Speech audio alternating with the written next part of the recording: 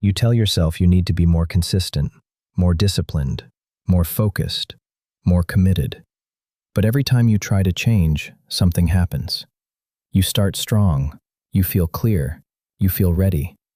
Then slowly, you fall back. Not because you forgot what you wanted, not because your goals stopped mattering, but because something deeper pulled you back into what was familiar.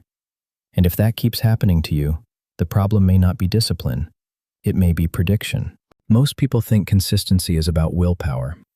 They believe that if you really wanted the result badly enough, you would just keep going. But that explanation misses what is actually happening inside the brain. Because the brain is not built to chase your best intentions, it is built to predict risk, to conserve energy, to protect what already feels known. So when you try to become more consistent, the brain does not automatically ask, "Will this improve your life?" It often asks, "Is this familiar? Is this safe? Is this sustainable? Could this lead to failure, exposure, discomfort, or loss?"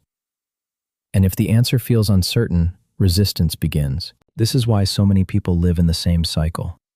You decide to change, you create a plan, you feel motivated, you take action, then the friction starts. The effort feels heavier than expected. The results feel slower than expected. The discomfort feels more personal than expected. So the mind begins negotiating. "I'll start again tomorrow. I need a better plan.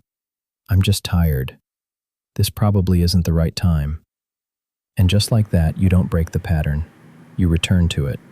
Not because the goal was fake, but because your system moved back toward what felt safer. The predictive behavior model looks at consistency differently. It says behavior is not driven by intention alone. Behavior is heavily influenced by what the brain predicts in advance.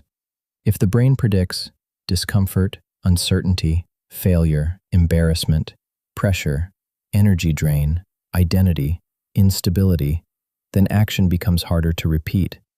Even if the action is good for you, even if the action is necessary, even if part of you wants the result badly.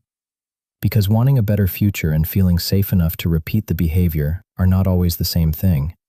That is where consistency breaks. You do not just stop because you are lazy. You stop because some part of the system reads the behavior as costly, exposed, unfamiliar, or unsustainable. So the brain pushes you toward relief, and relief usually lives in the familiar pattern. This shows up everywhere. Someone wants to go to the gym consistently, but every session feels like internal resistance, pressure, and failure comparison. So they miss a day, then two, then reset again.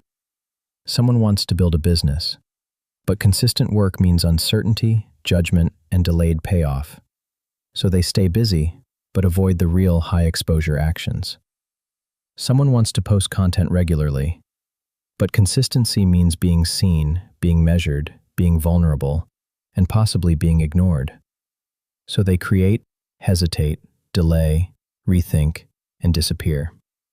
Someone wants to change their life, but consistent change threatens the identity that has felt familiar for years. So the old pattern keeps returning. This is why people can be smart enough, motivated enough, and capable enough, and still not stay consistent. Because consistency is not just a calendar problem, it is often a safety problem. Motivation helps you begin, but motivation is not strong enough to carry behavior that the brain keeps classifying as risky.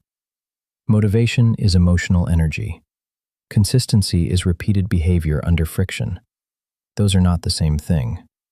That is why people mistake a strong start for a real shift. They feel inspired once and assume the pattern is broken.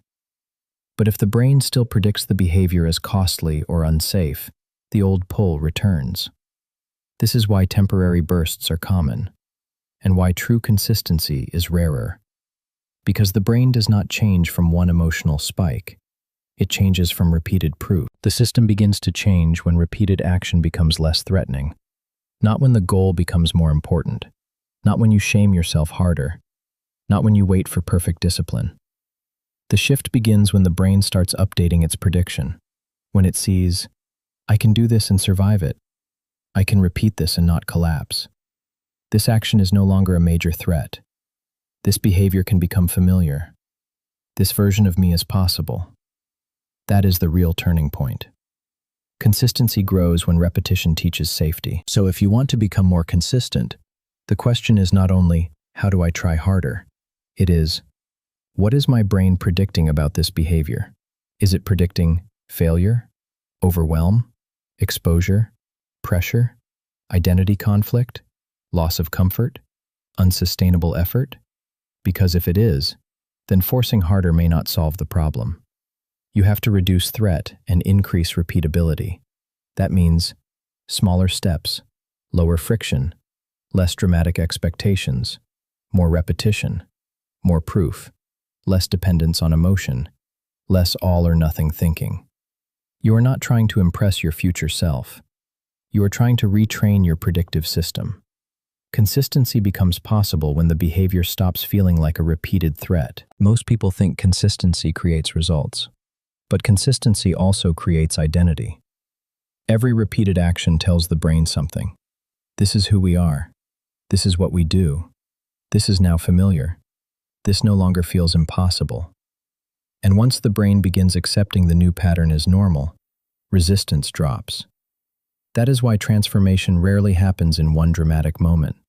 It happens through repeated proof that the old prediction is no longer true. So if you have been asking, why can't I stay consistent? The answer may be deeper than discipline. You may be trying to repeat behaviors that your brain still reads as costly, unfamiliar, or unsafe. And until that prediction changes, the old pattern will keep pulling you back. That does not mean you are weak. It means the system is doing what it was built to do. The real work is not just forcing behavior. It is changing what the brain expects from that behavior. That is where consistency begins. That is where patterns start to change. That is where a new identity becomes possible. This is the Predictive Behavior Model. Subscribe for more on the patterns behind hesitation, resistance, and change.